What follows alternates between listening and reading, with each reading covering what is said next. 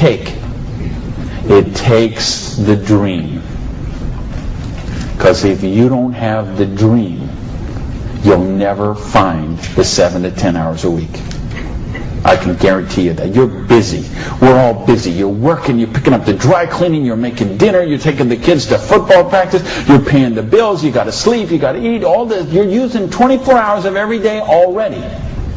So what's got to give? You've got to find a dream, something that will take you to this frame of mind where you will change the way you live, you will change the daily actions you take, and you will change your mindset for a 2 to 4 year period.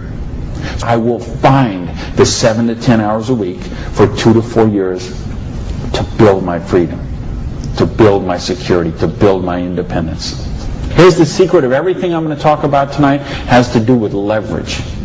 It's getting you out of the trap. And there's a big trap, okay?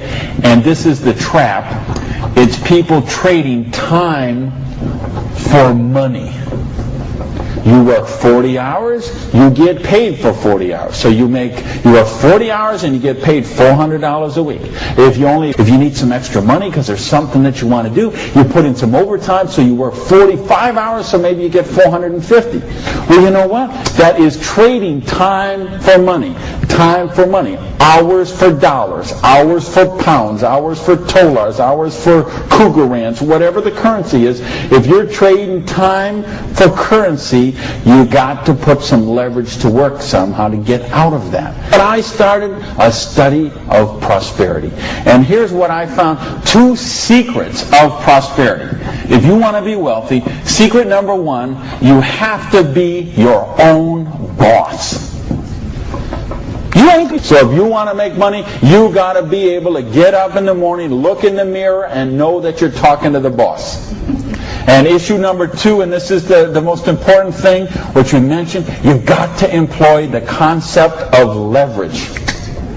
And this is something, J. Paul Getty, who was one of the wealthiest people the world ever known, he understood this. And he was quoted oftentimes, this is probably his most famous quote, when he said, I would rather have 1% of the efforts of 100 people than 100% of my own efforts.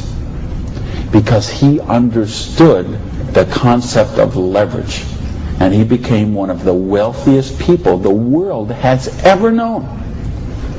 So tonight, I'm going to share with you how you can employ this same concept of leverage that the wealthiest people in the world do, and it'll allow you to get your share of that kind of wealth.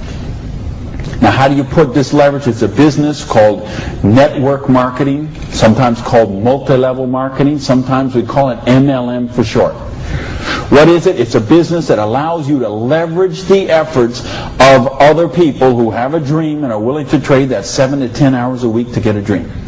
So you're going to introduce them to the business. You're going to teach them a duplicatable system that they could follow and duplicate the same results for people that they're going to introduce to the business, and create this system that everybody can follow, and everybody will get a nice chunk of the organization that is built. And because you direct your own organization, because you are your own boss, you get some residual income out of the efforts of the people that you introduce to the business. That's the leverage. It's no different than when Madonna makes a record, and every time they play that CD, she gets a royalty of that. When Coppola does a movie, and that movie plays, he gets a royalty of that.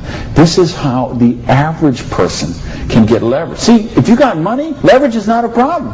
You can leverage your money. You can buy stocks, bonds, invest in companies, invest in real estate, all that kind of stuff. I couldn't do that. If you could buy a franchise. If I would have bought a restaurant franchise instead of opening my own restaurant, the chances are I'd still be in the restaurant business. But you know what? I couldn't afford the franchise fee. I didn't have that kind of money. Ask someone about the stock market, they'll tell you, unless you got $25,000 you can afford to lose, don't even get in the stock market. Well, I didn't have $25,000 I could afford to lose. I didn't have $25 I could afford to lose. Forget about. So I didn't have the money to leverage. And if you got a couple $100,000, couple million you can leverage, hey, maybe you don't even need to be here tonight. But I'm speaking to the rest of you who don't have that kind of money. and the rest of you who used to have that kind of money till the stock market tanked, and now your retirement fund is 40% of what it was 2 years ago.